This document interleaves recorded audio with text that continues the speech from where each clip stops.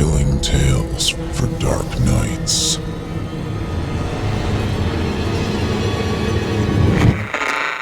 Want to make sure you never miss a Chilling Tales for Dark Nights video again? Be sure to subscribe and hit that bell to turn on notifications. The following interactive performance is a first-round entry in Chilling Tales for Dark Nights 2025 Evil Idol voice acting competition. And you, listener, get to help decide who advances to round 2. Voting is simple. Following the performance, simply click the thumbs up icon on this video if you'd like this contestant to move forward, or the thumbs down if you'd like to see them be eliminated. Voting on this entry will conclude 1 week after the date of its posting. Thank you, and good luck to all of our contestants. If you ever hear about a game called Corpse Hold, don't play it. I mean it. There are some things in this world that you don't mess with, and this is one of them. It doesn't matter what you're promised or how much you want to impress your friends. It's not worth what happens if you fail, or worse, if you succeed. I wish someone had told me that before I learned the hard way. I grew up in a little town in Arkansas. You probably won't find it on the map unless you knew where to look. It was one of those places where there wasn't much to do except fish, swim, or poke around the woods until you stumbled on something interesting or dangerous. The rivers and ponds around my hometown were like veins running through the area, feeding everything and everyone. They were muddy, still, and full of secrets. Secrets best kept buried. Every town has its share of weird stories, sure, and ours was no different. There were tales of ghost lights over the swamps, the occasional Bigfoot sighting, and of course, the game, Corpse Hold. That was the one everyone whispered about, but no one admitted to knowing too much about, at least not until you were old enough to be trusted. The rules of the game were simple but horrifying. You're supposed to find a witness, someone who had done it before.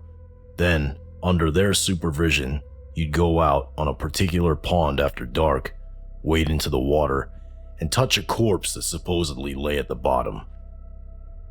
Not just touch it, though. Both hands had to stay on the body for a full hour. No breaks, no pulling away, no excuses. If you messed up, you had to start over. The legend says the corpse never decomposes, no matter how long it's been there. People whispered that it was decades old, maybe more, but no one seemed to know where it came from or why it stayed preserved. The kids who'd done it swore by its power, claiming it brought them wealth, luck, and protection. But there were just as many stories about the ones who'd failed, how they'd been cursed, gone missing, or died in gruesome ways. I always thought it was just a stupid urban legend, a way for older kids to scare the younger ones to keep them out of the woods at night. I even laughed about it with my friends, saying things like, "Yeah, I'll play it when pigs fly." But when I turned 13, everything changed. One summer night, I was hanging out at the old baseball diamond with some of the neighborhood kids. It was one of those humid nights where the air sticks to your skin and the mosquitoes are relentless. We were talking about nothing in particular when Eddie, one of the older boys, leaned in close and said, "You ever hear about Corpse Hold?" Everyone went quiet. Even the bugs fell silent for a second. "Yeah," I said, trying to sound casual. "What about it?" Eddie smirked. "You think you got what it takes to play?" I laughed nervously. "What, you mean touching some dead guy for an hour? Sounds like a joke." "It's not a joke," Eddie said, his voice suddenly serious. "It's real! And if you've got the guts, we can take you tonight." The others started chiming in, some goading me on, others looking uneasy. I could feel the group closing in, their expectations weighing on me. I didn't want to seem scared or weak, but something about the way Eddie said it sent a chill down my spine. "What happens if I don't?" I asked, trying to keep my voice steady. Eddie shrugged. "Nothing, but you'll always wonder what could have been." He said it like he knew something I didn't. There was a secret only people who played the game could understand. That's what did it for me. It wasn't the promise of fortune or luck. It was the idea that I might miss out on something big. I nodded. "All right, let's do it." The group broke into cheers and jeers, slapping me on the back and congratulating me like I'd just won a prize. But I didn't feel like a winner. I felt like a mouse walking into a trap. We met later that night at the edge of the woods, where the dirt trail to the pond began. Eddie was waiting there with the others, Sammy, Kyle, Maria, and Mark. They were older than me by a year or two. The kind of kids who made you want to act braver than you were. They had flashlights, snacks stuffed into their backpacks, and a confidence that didn't quite match the uneasiness in their eyes. Eddie handed me a flashlight. "You ready for this?" I nodded, but my stomach was in knots. The trail was narrow, cutting through tall grass and clusters of trees. Every snap of a twig made me jump, but the others just kept walking, their flashlights bouncing in the dark like fireflies. Nobody talked much. It was as if the gravity of what we were about to do was sinking into everyone, even the ones who had done it before. "What's the deal with this pond anyway?" I asked, breaking the silence. "Why there?" Maria glanced over her shoulder. "Because that's where he is." "He?" "The corpse," she said, like it was obvious. "You'll see." That shut me up for a while. The pond appeared suddenly, framed by trees like a dark mirror. The air was cooler here, with a dampness that clung to my skin. Eddie pointed his flashlight at the still black water, the beam cutting through the surface but not revealing much. "All right," Eddie said, turning to me.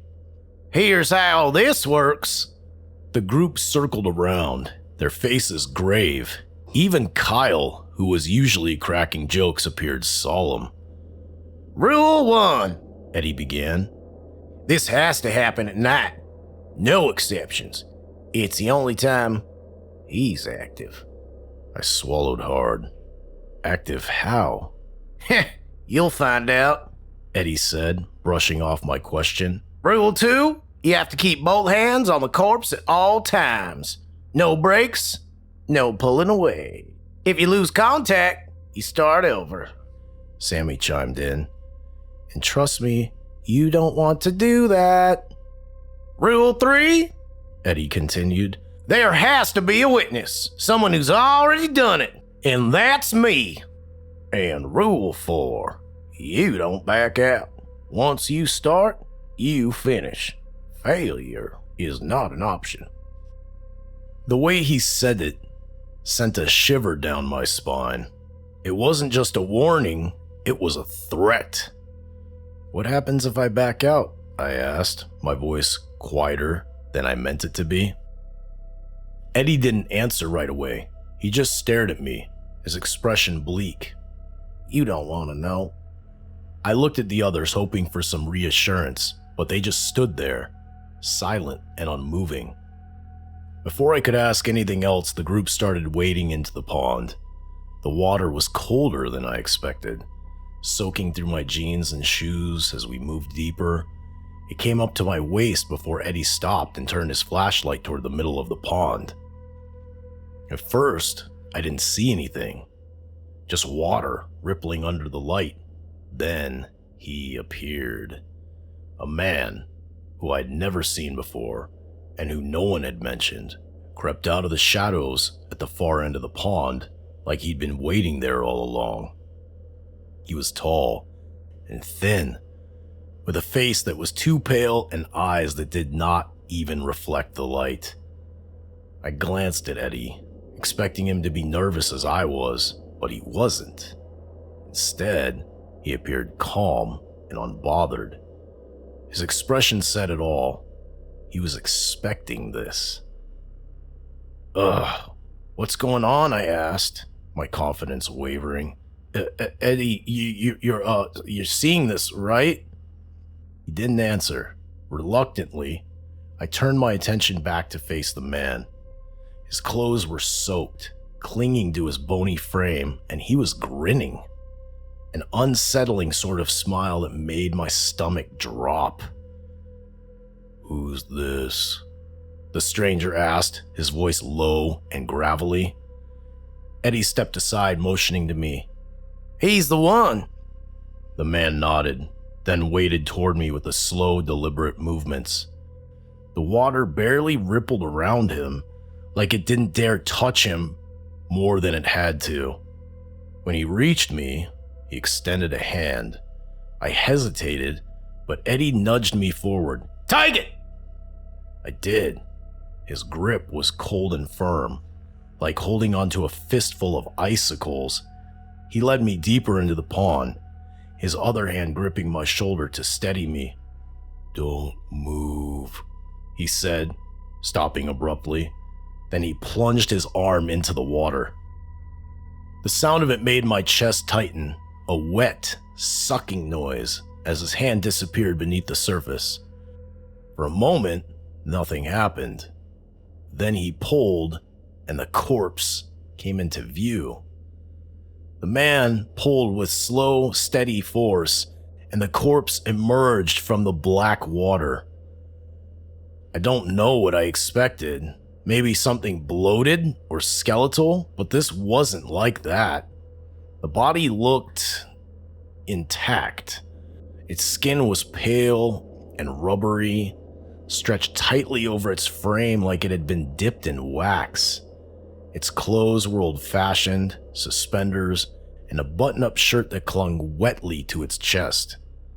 Its eyes were closed, its mouth slightly open, and its hair, dark and slick, was plastered to its head. How is it not rotting?" I whispered, voice tremoring. "Doesn't rot," Eddie said behind me. His voice sounded far away, like he didn't want to be any closer than he had to be. The man, no one ever told me his name, if he even had one, placed both of his hands under the corpse's arms, holding it upright. The water lapped gently against its torso, and the only sound in the suffocating quiet. "Step forward," the man said. My legs felt like they'd turned to stone. Every instinct screamed at me to run, to get out of the water and never come back. But Eddie was standing behind me, and when I glanced back, his expression was firm. There was no way I was going to back out now. I took a shaky step closer, and the man guided my hands towards the corpse's chest. The second I touched it, I regretted everything. The skin was ice cold, slimy but firm, with the texture of wet rubber. My stomach churned, and I had to bite the inside of my cheek to keep from gagging. "Both hands," the man said. I placed my hand on the corpse, my palms flat against its chest. The water rippled around us, and I swear I felt something shift beneath my palms. "Keep them here," the man continued. "Don't move, no matter what." I nodded, too scared to speak. "Your hour starts now," Eddie called from the shore. The first few minutes passed in agonizing silence. The corpse didn't move, but the sensation of touching it was unbearable. My hands were stiff and numb, and my mind was racing, conjuring every horror story I'd ever heard about spirits, curses, the vengeful dead. I tried to distract myself by focusing on the sounds around me, the croak of the frogs, the buzz of insects, the occasional rustling of leaves. But the stillness of the pond was oppressive, and every tiny sound felt amplified. Then, the whispers came. At first, I thought it was the wind. I was wrong. They were words, low and guttural, spoken in a language I didn't recognize by someone or something that wasn't human. And even as they grew clearer, I couldn't understand them. I glanced at the man, but he didn't react.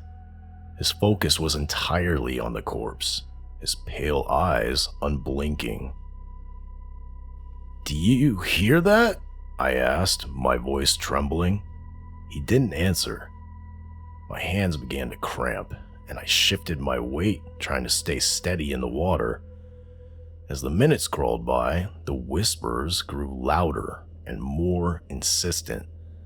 They weren't coming from the man or from Eddie, they were coming from the corpse.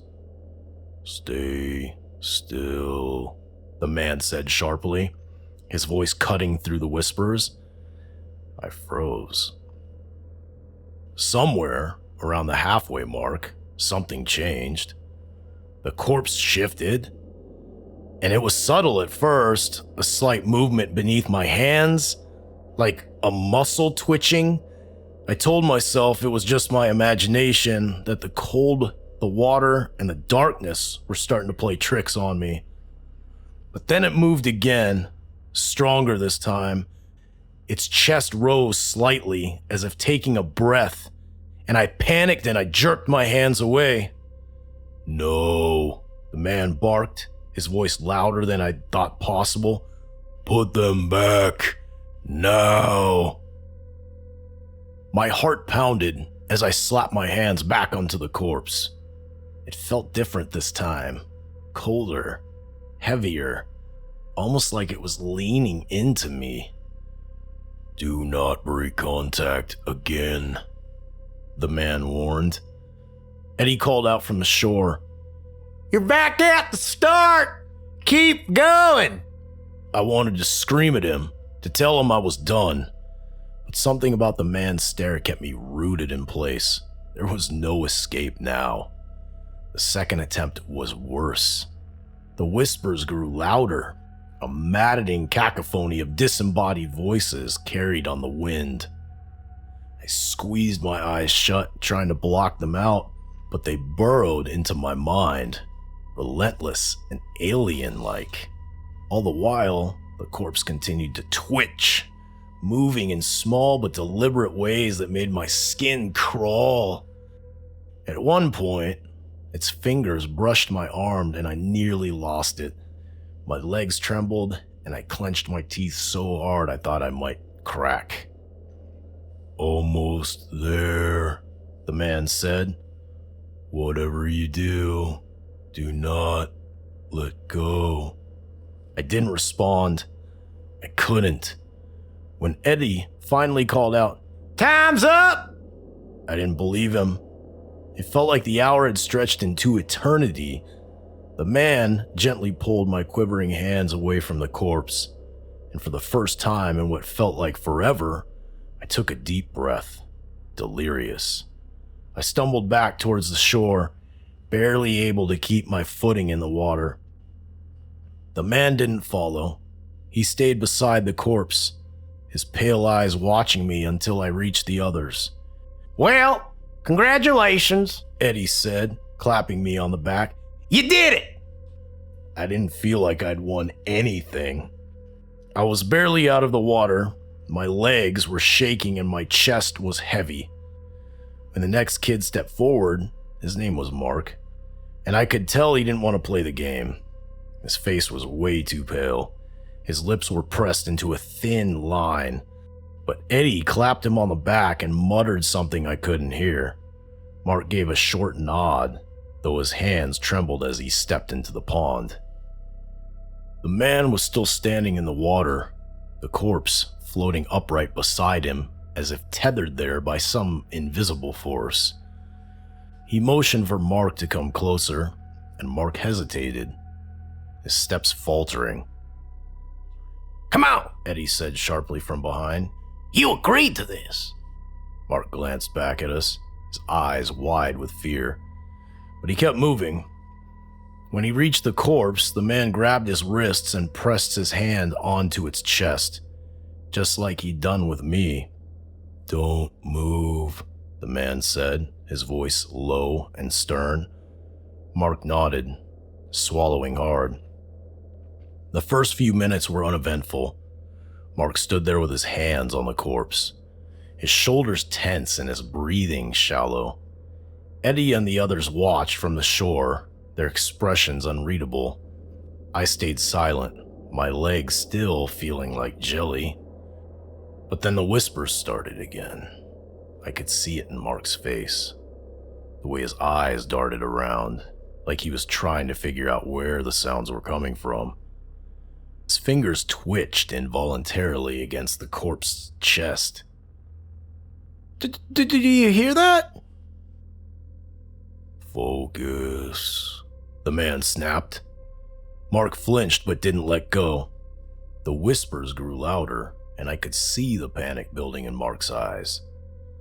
He started to shift his weight from foot to foot, his movements becoming more erratic. Then, the corpse moved. Its arms twitched, just a small jerk at first, but enough to make Mark freeze. He stared at it, his mouth opening and closing like he wanted to say something but couldn't find the words. Another twitch. This time, its fingers. "Nope," Mark said, shaking his head. "I'm out." "Don't," the man growled, but Mark was already backing away. The corpse's hand shot out, gripping Mark's wrist. Mark screamed, a high-pitched, panic sound that sent chills down my spine. He tried to pull away, but the corpse's grip was unyielding. The man didn't move to help. He just stood there, watching with an expression that was disturbingly calm. "Let go!" Mark shouted, yanking his arm back with all of his strength. The corpse's grip broke, and Mark stumbled backwards, falling into the water. He scrambled back to his feet, his eyes wild. "I said I'm done!" he yelled, backing away towards the shore. "I'm not doing this!" The man's expression darkened, but he said nothing as Mark splashed past him and bolted out of the water. The rest of us stood in stunned silence as Mark grabbed his shoes and ran into the woods, disappearing down the trail. Eddie cursed under his breath, shaking his head. "He shouldn't have done that," Maria said quietly. What happens now?" I asked, my voice barely above a whisper. But no one answered. The man waded back towards the center of the pond, the corpse following him like a loyal dog. He sank into the water. Only his head was visible. Then it disappeared completely, leaving the pond still and silent once again. "Let's go," Eddie said, his voice tight. We're done here." We packed in silence and made our way back through the woods. The weight of what had just happened hung heavy in the air, and no one spoke. The next day, I found out what happens when you break the rules. Mark's body was discovered near the riverbank about a mile from the pond. The official story was that he had drowned, but the details didn't add up. His body was bloated, his skin pale and slick, like it had been submerged for days, and his arm, the one the corpse had grabbed, was bent at an unnatural angle, and the skin was dark and mottled. Eddie pulled me aside at school, a stern expression on his face. "Don't say anything about last night," he warned. "Not to anyone. Got it?" I nodded, too frightened to argue. The whispers about Mark's death spread quickly, but no one mentioned Corpsehold. The group acted like nothing had happened, but I could see the fear in their eyes. We all knew the truth, even if we didn't say it out loud. That night, I couldn't sleep. Every time I closed my eyes, I saw the corpse's hand gripping Mark's wrist, its pale, lifeless fingers digging into his skin. I heard his screams, the splashing of the water, the whispers in the dark. I thought about the man, how he disappeared into the pond like he was a part of it, like he belonged there. And I thought about Mark, about the look on his face when he ran, when he broke the rules. I realized there was no escaping Corpsehold. Once you played, you were in it for life, whether you won or lost. I didn't leave my house for the next few days. I couldn't. Every time I thought about stepping outside, my chest tightened and my legs felt like they were locked in place. I kept replaying the events of the pond in my head, the corpse's cold, rubbery skin, the whispers that had embraced themselves in my head, the way Mark had screamed as the thing clutched his arm. I thought the fear would fade, but it didn't. If anything, it got worse. At night, I'd lie awake, staring at the ceiling, my ears straining to pick up sounds that weren't there. I began to notice small things, shadows that seemed to move when I wasn't looking, strange creaks in the floorboards. I felt like I was being surveilled. My parents chalked it up to nerves. They thought I was just upset about Mark's death, which made sense. Everybody in town was talking about it. How he'd been found by the river. How the sheriff thought it was an accident. How tragic it was to lose somebody so young. But I knew the truth. And it was eating me alive. Eddie and the others acted like nothing had happened. When I saw them at school, they smiled, laughed, and carried on like normal. But when I caught Eddie's eye, I saw it. The same fear I felt. He didn't say anything to me, but his expression was clear. Don't talk about it. Don't even think about it. About a week after the ritual, things started to change. It was subtle at first. I found a $20 bill on the sidewalk on my way home from school. I then aced a math quiz I hadn't studied for. And the neighbor's dog, who usually barked at me, wagged his tail and let me pet him. At first, I thought it was just a coincidence, but then it kept happening. My mom won a raffle at the grocery store, $500 in gift cards. My dad's old truck, which had been acting up for months, suddenly started running like new. And me? I couldn't lose. Every test, every game, every little thing I'd tried my hand at, it all went my way. I should have been happy. I should have felt like it was all worth it. But it didn't. The luck didn't feel like mine. It felt borrowed. Like it could have been taken away from me at any moment. And no matter how much good came my way, the dread never subsided. One night, I woke up to a sound outside of my window. It wasn't loud, just a faint tapping, like fingernails against glass. I froze. Slowly, I turned my head, expecting to see a tree branch or a bird. But there was nothing, just darkness.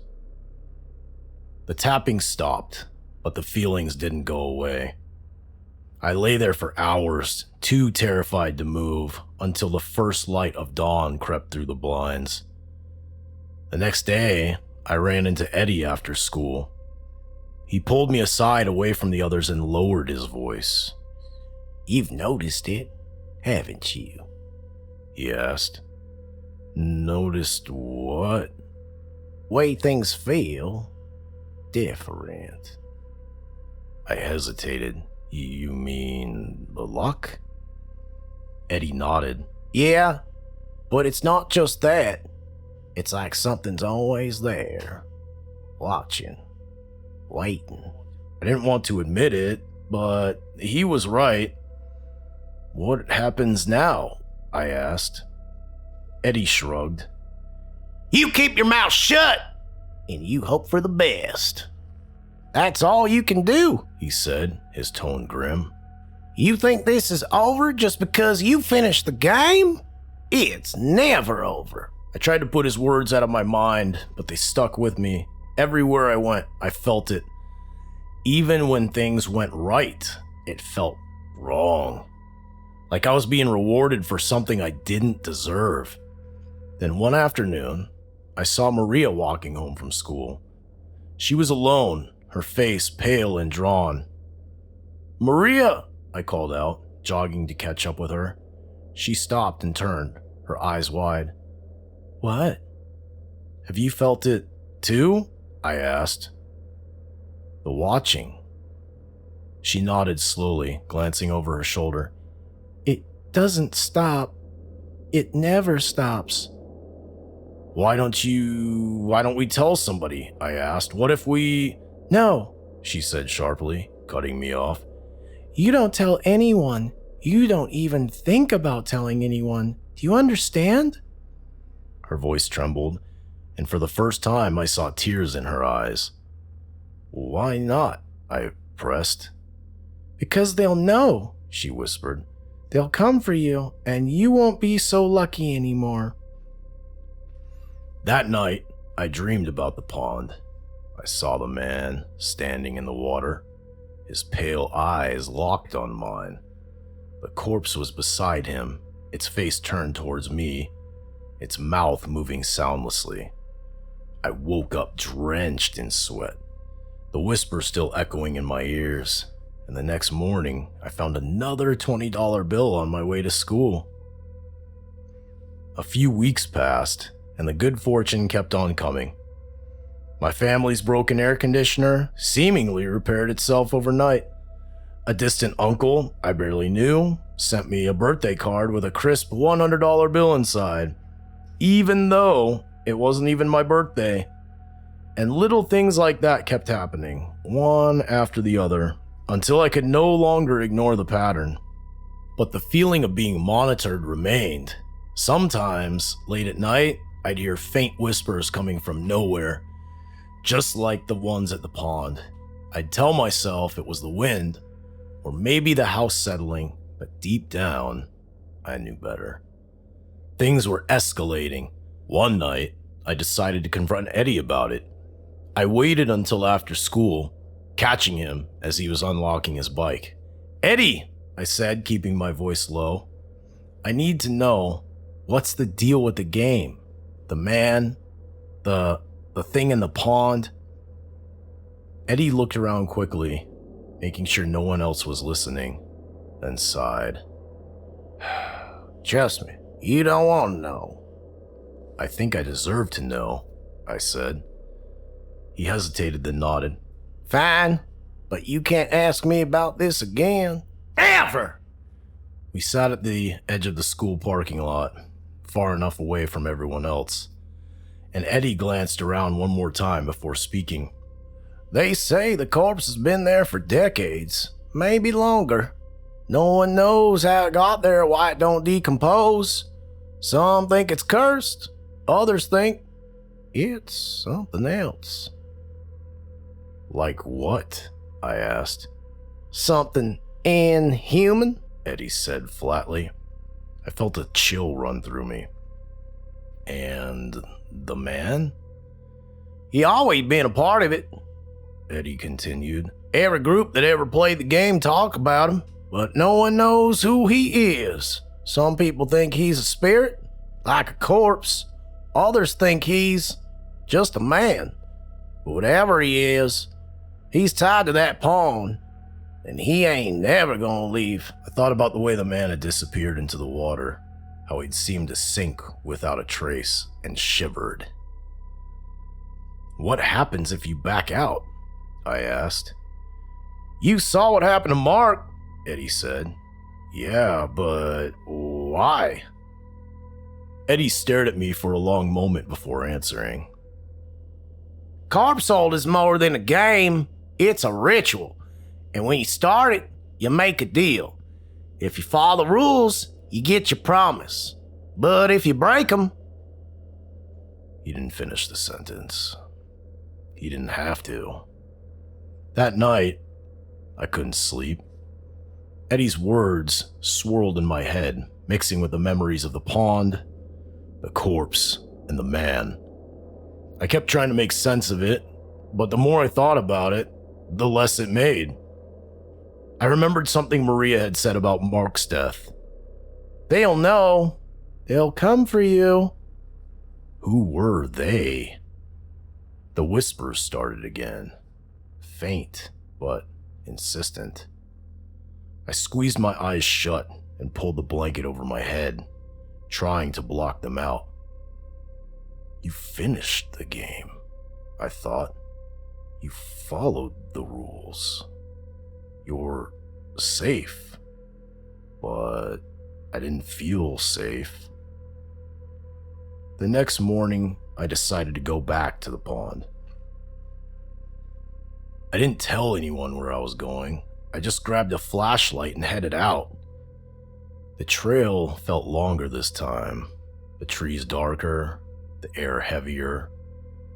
And when I arrived, I stopped at the edge, staring at the still water. It looked the same as before, but it felt different. I stepped into the water, wincing as the cold seeped through my shoes. The surface rippled around me as I waded deeper, and my flashlight beam cutting through the blackness. Who are you? I called out, my voice shaking. Tell me what you want. No one answered. But then, just as I was about to turn back, the whispers started again, louder this time, but clearer. I stumbled back, nearly losing my footing. My flashlight flickered, and for a split second I thought I saw something. 2 pale eyes staring at me from beneath the surface. I didn't wait to see more. I turned and ran, splashing through the water and up the trail. When I got home, I locked my door and sat on the bed, trembling. That was the last time I went to the pond. I didn't tell Eddie or Maria what I'd done. I didn't tell anyone. But I knew one thing for certain. Corpse Hold isn't just a game. It's something ancient and otherworldly. And I had been stupid enough to get involved.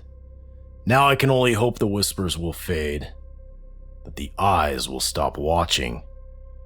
But deep down, I know they won't. Because once you hold the corpse, you can never let go. Thank you for listening. I'm your host, Steve Taylor, reminding you that if you haven't already, don't forget to cast your vote for this contestant via either a thumbs up or a thumbs down vote. New entries will be posted throughout this month. Be sure to tune in and vote for each of them and help decide who becomes the next evil idol.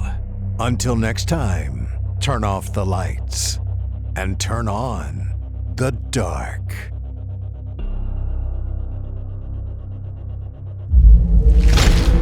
Chilling tales for dark nights.